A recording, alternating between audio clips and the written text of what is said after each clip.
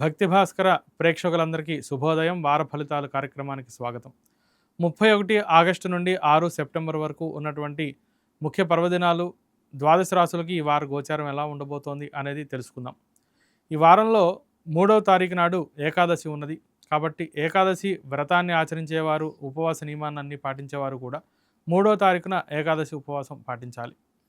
ఈ వారం గోచారం గమనిస్తే కనుక మిథున రాశిలో గురు సంచారం, కర్కాటక రాశిలో శుక్ర సంచారం, సింహరాశిలో రవి బుధ కేతు సంచారం, కన్యారాశిలో కుజ సంచారం, కుంభరాశిలో రాహు సంచారం, మీనరాశిలో శని వక్రించి సంచారం ఉంటూ ఉన్నది. తదుపరి తులారాశి.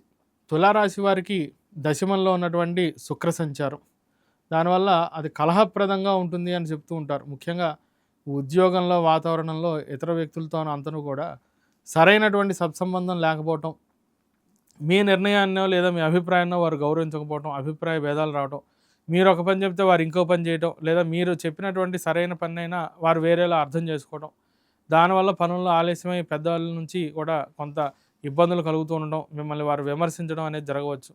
అటు ప్రతి పనికి కూడా ఇతరులపైన ఆధారపడకుండా మీరే సొంతంగా చేసుకునేటట్టుగా ప్రయత్నం చేయండి, అన్ని విధాలా బాగుంటుంది.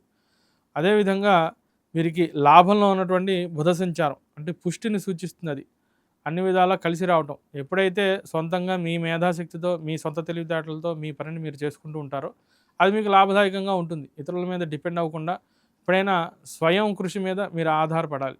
ఏ పనికైనా, అది ఉద్యోగం నిమిత్త పనైనా, విద్యాభ్యాసంకైనా, కంబైన్డ్ స్టడీస్ అంటాం, అందరినీ పిలవటం, చదివేది తక్కువ, ఇతరులతో కబుర్లు చెప్పేది ఎక్కువ, అట్లా టైం వేస్ట్ అయిపోవడం, లేదా ఉద్యోగంలో ఎవరో ఏదో హెల్ప్ చేస్తా అన్నారు, ఇంకా ఆ పని మీరు వదిలేసి పక్కకి వెళ్ళటం, వాళ్ళకి అనుకోకుండా కుదరక ఆ టైంకే వేరే ఏదో ఆటంకం వచ్చి ఆ పని డిలే అవటం, ఇట్లా ఇతరుల మీద డిపెండెన్సీ పెంచుకుంటూ ఉంటే మటుకు ప్రతి పని మీకు ఇబ్బందికరంగా మారుతూ ఉంటుంది.